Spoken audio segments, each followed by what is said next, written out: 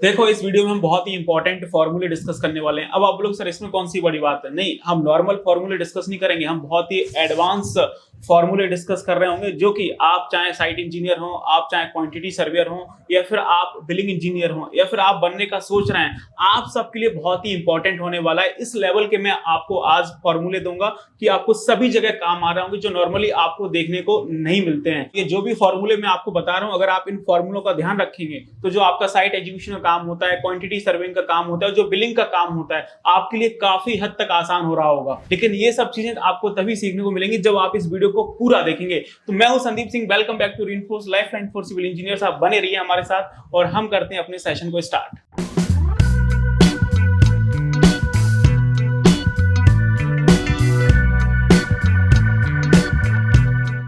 और हाँ, आगे बढ़ने से पहले मैं आपको बता दूं, आप लोग हमेशा कमेंट करते हैं कि सर ये एक्सेल फाइल कहां से मिलेगा, ये आपको पीडीएफ कहां से मिलेगा, ये ड्राइंग्स कहां से मिलेंगी, ये आपको एक्सेल शीट्स कहां से मिलेंगी। ये सारी चीजें हमारे एप्लीकेशन पे अवेलेबल होती हैं। और आपने अभी तक हमारा एप्लीकेशन डाउनलोड नहीं किया तो आप गूगल प्ले स्टोर पर जाकर हमारा एप्लीकेशन रेनफोर्स डाउनलोड कर लीजिए। अदरवाइज आपको वीडियो के डिस्क्रिप्शन में लिंक मिल जाएगा, आप वहां पर जाकर डाउनलोड कर सकते हैं। तो हमारे कॉन्टेंट में आप जो भी चीजें देखते हैं, जैसे आज हमारा ये पीपीटी है, या फिर कभी आप कोई एक्सेल शीट देखते हैं, कभी कोई आपको पीडीएफ देखने को मिलता है, कभी आपको आईएएस कोड देखने को मिलता है, ये सारी चीजें आप वहां पर जाके हमारे एप्लीकेशन के फ्री कंटेंट में जाके डाउनलोड कर सकते हैं। तो आपकी प्रॉब्लम सॉर्ट आउट हो जाएगी। चलिए अब हम आगे मुद्दे की बात स्टार्ट करते हैं। तो सबसे पहला फॉर्मूला है जो आप स्क्रीन पर देख सकते हैं, वो है आपका स्लम कॉन की कंक्रीट का फॉर्मूला। आपको पता है साइट पे बहुत ही कॉमन टेस्ट होता है स्लम कॉन टेस्ट, जो कि हम लोग वर्केबिलिटी के लिए करते हैं कि हमारा कंक्रीट कितना वर्केबल है। लेकिन उसमें कंक्रीट कितना आएगा ये कई बार आपको समझ नहीं आता, कोई पूछ लेगा तो आपकी हालत खराब हो जाएगी। तो उसके लिए आप ड्राइव आउट कर सकते हैं, आप निकाल सकते हैं कि स्लम कॉन में कितना कंक्रीट लगेगा।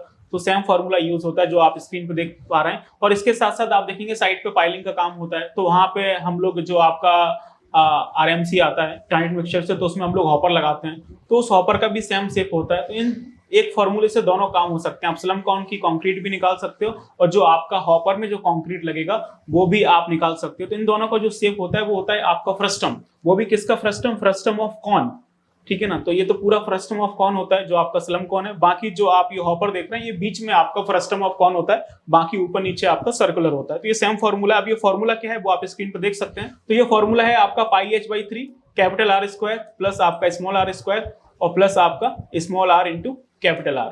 अब पाई आपको पता है 3.14 होता है। और हाइट आपका क्या है, जो आपका ये स्लम का हाइट है वो आप यहाँ पे हाइट डाल सकते हैं, ये आपका हाइट हो जाएगा। अब स्लम का हाइट क्या होता है वो आप मुझे कमेंट करके बताइए। स्लम की डायमेंशन क्या होती है वो आप मुझे कमेंट करके बताइए। जो आपका ये स्लम कॉन आप देख रहे हैं यहाँ पे रखा हुआ, इसका क्या आपका टॉप रेडियस होता है, इसकी क्या बॉटम रेडियस होती है, या फिर डायमीटर, या फिर इसकी जो हाइट है वो आप मुझे कमेंट करके बताइए। देखते हैं कि आप कहाँ तक पहुंचे अभी तक। तो ये आपका हाइट है। बाकी ऊपर देखेंगे आपको ऊपर आपका रेडियस मिल जाएगी, ये आपका स्मॉल रेडियस है, स्मॉल आर है, और ये नीचे आपका ये कैपिटल आर है। तो इस तरह का मामला है, आप ये देख सकते हैं। तो ये ऊपर वाला आपका स्मॉल आर हो जाएगा और ये नीचे वाला आपका कैपिटल आर हो जाएगा, और ये आपकी हाइट है। तो उसको फॉर्मूले में पुट करेंगे तो यहाँ से आपका कंक्रीट निकल के आ रहा होगा। सेम ये आपको हॉपर दे रखा है तो आप हॉपर का भी इसी तरह से निकाल सकते हैं। सेम फॉर्मूला आपको यूज करना है। तो ये कोई फॉर्मूला नहीं है, ये जो आपका नॉर्मल कॉन का फॉर्मूला होता है 1/3 पाई आर स्क्वायर एच, उसी को हमने मॉडिफाई किया। ये देखो 1/3 पाई की जगह पाई रखा, एच की जगह एच रखा। अब जो आपका आर स्क्वायर होता है, तो यहाँ पे आपकी दो रेडियस हैं, तो एक ऊपर वाला रेडियस एक नीचे वाला रेडियस, और दोनों को मल्टीप्लाई कर दिया। तो इस तरह से आप याद रख सकते हैं। आगे चलते हैं, नेक्स्ट फॉर्मूले की बात करते हैं हम। तो नेक्स्ट फॉर्मूला है आपका रोड अर्थ वर्क कैलकुलेशन का। जब आप रोड वर्क का काम करते हैं तो आपका एम्बैकमेंट वगैरह बनता है, सब ग्रेड की क्वांटिटी आती है, जीएसपी की क्वांटिटी आती है, तो उसको हम लोग किस तरह से कैलकुलेट कर सकते हैं। तो उसका ये स्टैंडर्ड फॉर्मूला होता है, ठीक है ना। तो वो आप यहाँ से देख सकते हैं। मैं आपकी जानकारी के लिए बता दूं कि जितना भी आपका रोड, हाईवे, एक्सप्रेसवे का कंस्ट्रक्शन होता है ओपन एरियाज में, तो वहां पे बाय डिफॉल्ट हम लोग जो आपका रोड का शेप लेते हैं वो ट्रेपेजियम शेप लेते हैं, क्योंकि इसमें आपको बाय डिफॉल्ट सबसे ज्यादा स्टेबिलिटी मिलता है। तो ये फॉर्मूले आप देख सकते हैं, BD plus HD square into आपका लेंथ। तो यहाँ से जो रोड का क्वांटिटी है वो आपका मीटर क्यूब में निकल रहा होगा। अब ये फॉर्मूला कैसे, ये देखेंगे, रोड का टॉप ब्रेथ है आपका B, और ये आपका डेप्थ है D, और यहाँ पे आपको स्लोप दिया रहता है S/1। तो S आपका स्लोप है, और जो आपका लेंथ दे रखा है उससे मल्टीप्लाई करेंगे तो आपका वॉल्यूम निकल के आ जाएगा। BD plus SD square into length. तो इससे आप सबग्रेड का क्वांटिटी निकाल सकते हैं, जीएसवी का क्वांटिटी निकाल सकते हैं और आप एम्बैकमेंट का भी क्वांटिटी निकाल सकते हैं। यदि आपके लेवल डिफरेंस है, अगर आपका ओजीएल अलग अलग है तो वहां पे इसको थोड़ा सा आपको फॉर्मूले को मॉडिफाई करना पड़ेगा। तो हम लोग इसी फॉर्मूले को थोड़ा मॉडिफाई करके एवरेज एरिया मेथड का यूज कर रहे होते हैं, लेकिन मोटा मोटा फॉर्मूला यही होता है BD + SD square into length. तो इससे आप क्वांटिटी निकाल सकते हैं। और हाँ, इस फॉर्मूले में एक काम की चीज ये आप ये देख लीजिए कि आप देखेंगे तो ड्राइंग्स वगैरह में आपको यहाँ पे स्लोप दिया रहता है और ये आपको डेप्थ दी रहती है। अगर आपको ये वाला बेस निकालना है तो स्लोप आपका S है, डेप्थ आपका D है, तो ये आपका SD हो जाता है। ये आपको ध्यान रखना है, बहुत इंपॉर्टेंट चीज होती है, नहीं तो बहुत दिक्कत होती है। जब आप रोड वगैरह में टॉय ब्रिथ वगैरह निकालते हैं तो उस समय ये बहुत काम आता है। यदि आपका स्लोप S है, डेप्थ D है, तो जो आपका बेस है वो आपका SD हो जाता है। ठीक है ना। अगर आप इसका डेरिवेशन जानना चाहते हैं कैसे हो जाता है तो आप मुझे कमेंट करके बताइए, तो फुर्सत में हम कभी इस पर भी आपके लिए वीडियो बना रहे होंगे कि ये फॉर्मूला कैसे ड्राइव होके आता है।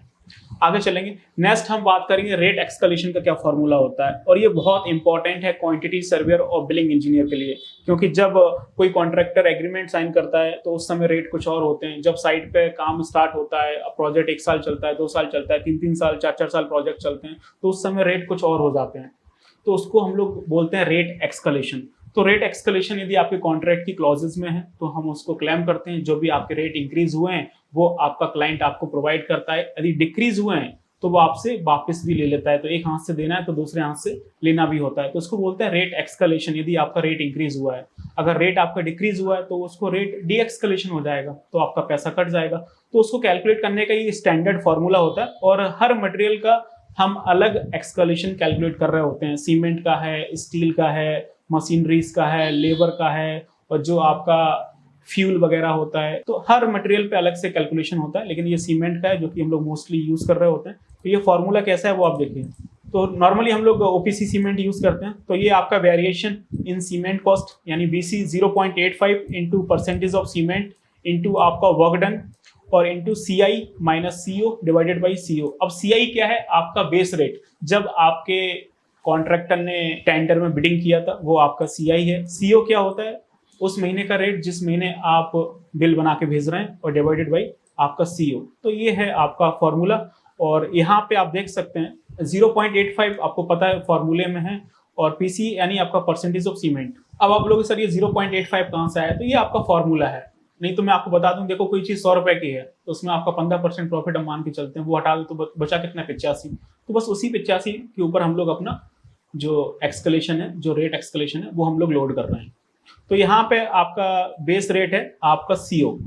तो जो ये रेट होता है वो आपका होल प्राइस इंडेक्स का रेट होता है। मिनिस्ट्री ऑफ इकोनॉमिक एडवाइजर की वेबसाइट पे जाएंगे तो वहां पे आपको होल प्राइस इंडेक्स का रेट मिलेगा। मतलब वेबसाइट है। हमारे देश में जो महंगाई बढ़ रही है, चाहे कुछ भी हो, दूध, अंडा, ब्रेड, शक्कर, सीमेंट, सरिया, गिट्टी, कुछ भी हो, हर महंगाई का जज करने का वो हिसाब किताब रखते हैं। तो वहां पे जाएंगे तो आपको हर मटेरियल का रेट मिलेगा। वो जो रेट होता है वो आपका होल प्राइस इंडेक्स रेट होता है, वो हमें डालना होता है। मार्केट में सीमेंट आपको 300 मिल रहा है, 400 मिल रहा है, 500 मिल रहा है, that's doesn't matter.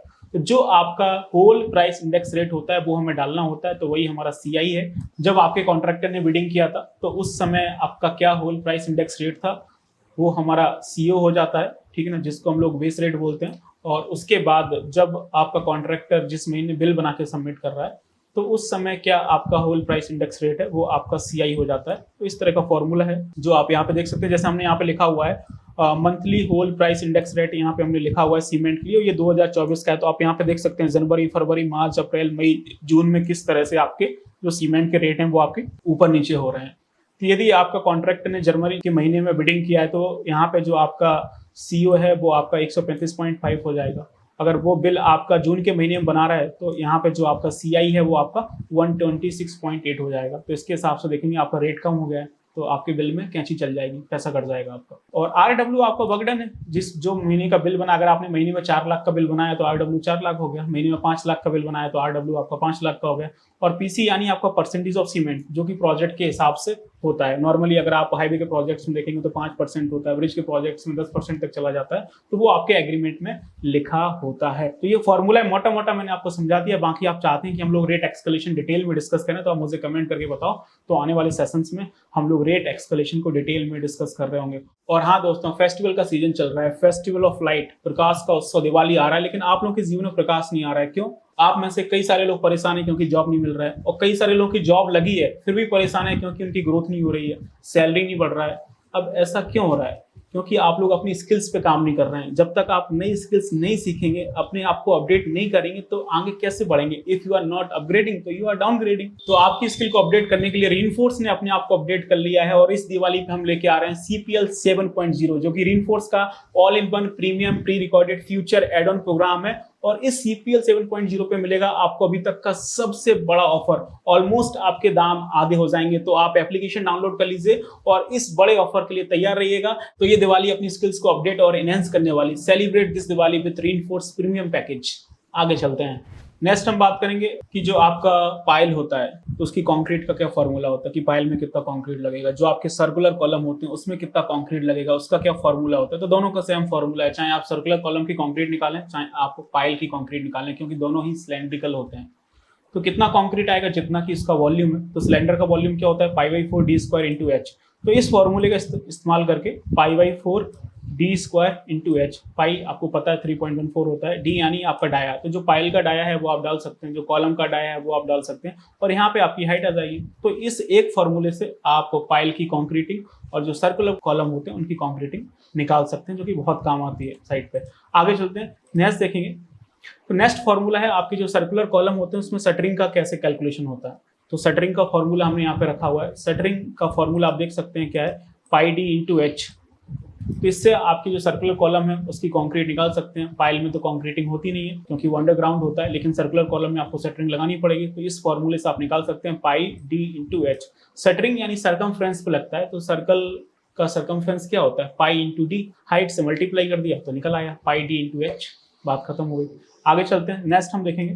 Next formula है एग्रीगेट की क्वांटिटी निकालने का, कि हम लोग एग्रीगेट की क्वांटिटी कैसे निकाल सकते हैं। तो वो आप यहाँ पे देख सकते हैं, हमने प्रॉपर फॉर्मूला ड्राइव किया हुआ है जिसके थ्रू आप एग्रीगेट की क्वांटिटी निकाल सकते हैं।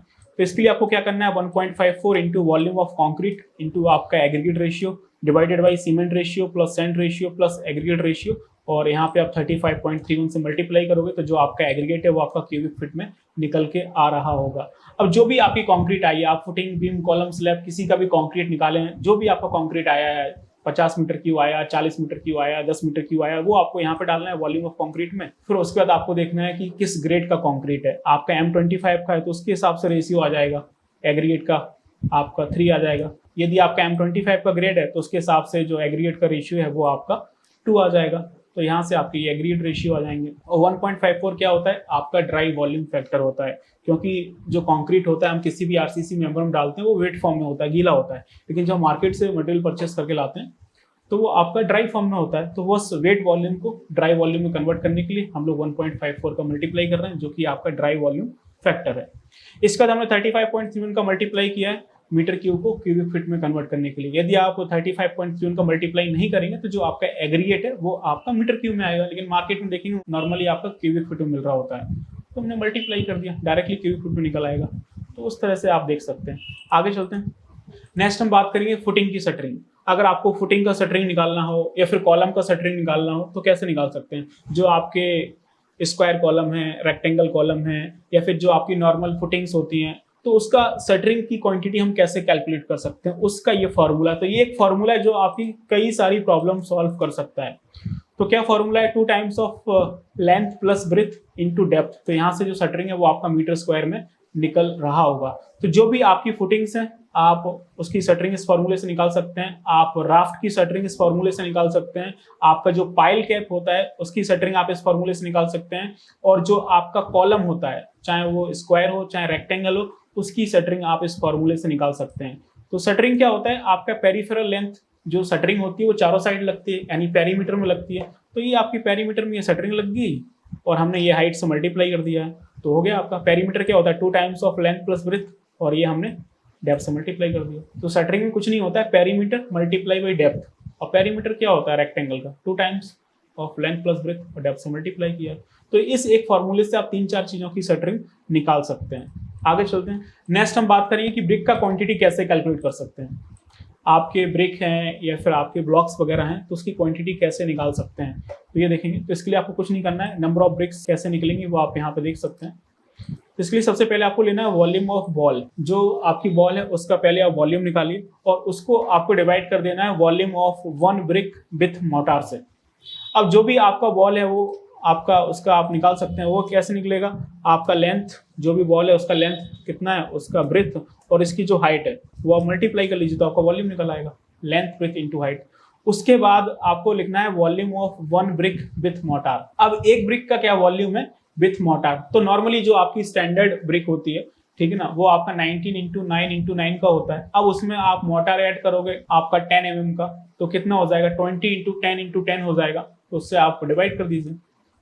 ये देखेंगे 20 इंटू 10 और ये सब हमने सेंटीमीटर में लिखा हुआ है, ठीक है। तो इससे आप डिवाइड करेंगे तो आपके नंबर ऑफ ब्रिक्स या फिर जो आपके नंबर ऑफ ब्लॉक्स हैं वो आप निकाल सकते हैं एक फॉर्मूले से।